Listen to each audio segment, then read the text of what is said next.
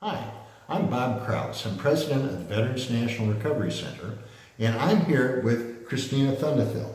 And Christina has become an expert on burn pit lung injuries from the Iraq-Afghanistan wars, and not by choice, but because she has burn pit lung.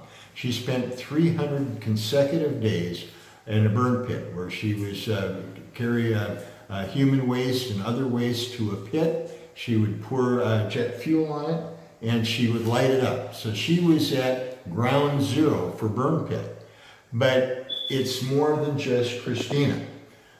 What happens is the burn pits, when they burn, they permeate everything around them.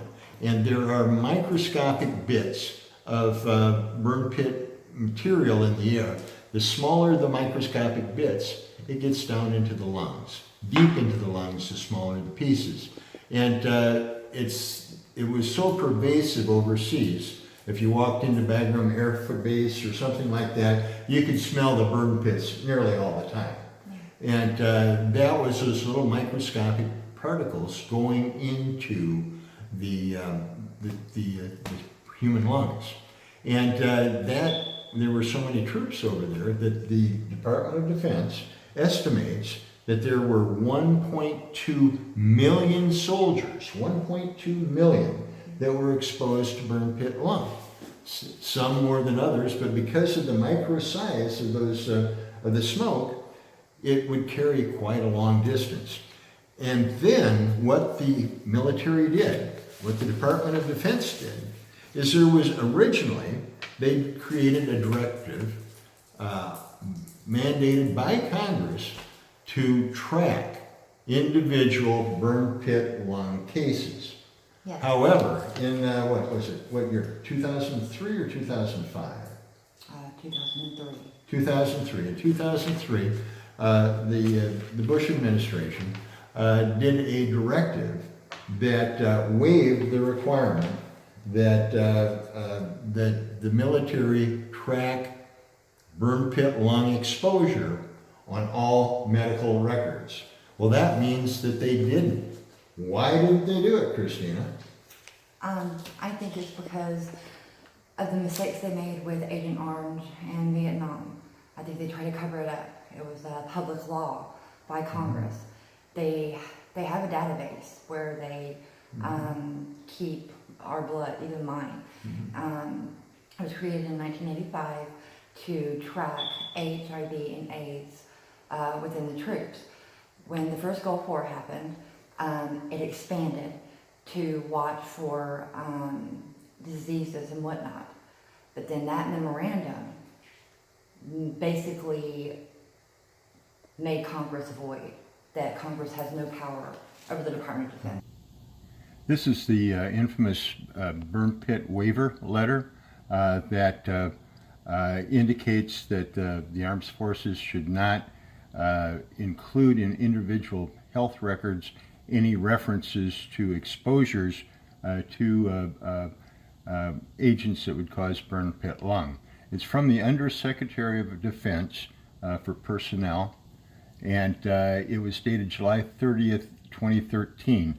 Now, this is one in a series of waiver letters that began around the time of the Iraq War, and they were rolled over every 2 years. This particular one says that Jessica Wright, who was the acting Undersecretary of Defense at the time, approved a 2-year extension of a waiver from the requirement to include or to document OSHA summaries and include them on the individual medical records.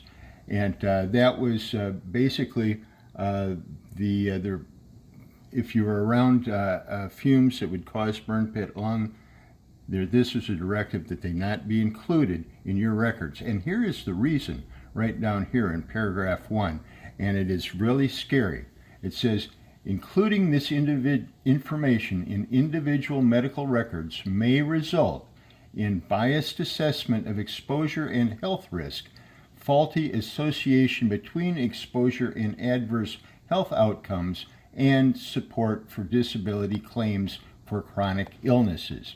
Now that is scary because of the way the medical profession processes, and it's the killer right there. It says we don't want to pay you any money. Well, what does that mean to you, Christina? It means that they're working with the Department of Veterans Affairs to not recognize environmental exposures to all 4 branches of the military. So, military services, that's what it means. So the Department of Defense, on its own motion, went and took rights away from 1.2 million post-911 war veterans. 1.2 million of you out there in every service: Army, Air Force, Navy, Marines, Coast Guard, Public Health Service, you name it. You just lost most of your rights, because what happens if you get a lung injury now that's connected to those burn pits?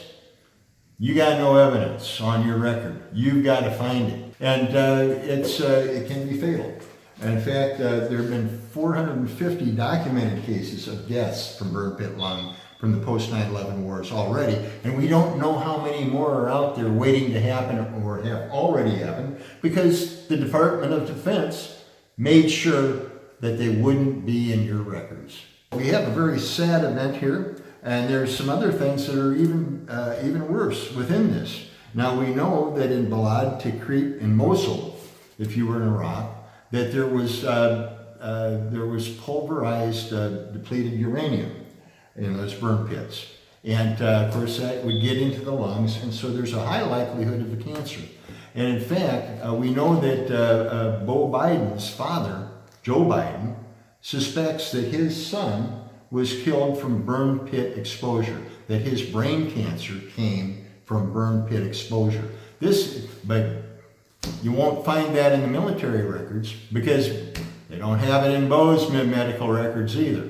And that's the way it is all across the country. So we have a lot of people dying, and we don't know if they're dying from burn pit lung exposure, but they probably are. This is Bob Krause. I'm president of the Veterans National Recovery Center. I'm here with Christina Thunderthill, and Christina has done a lot of the research that I'm talking about today, and she got this letter for us.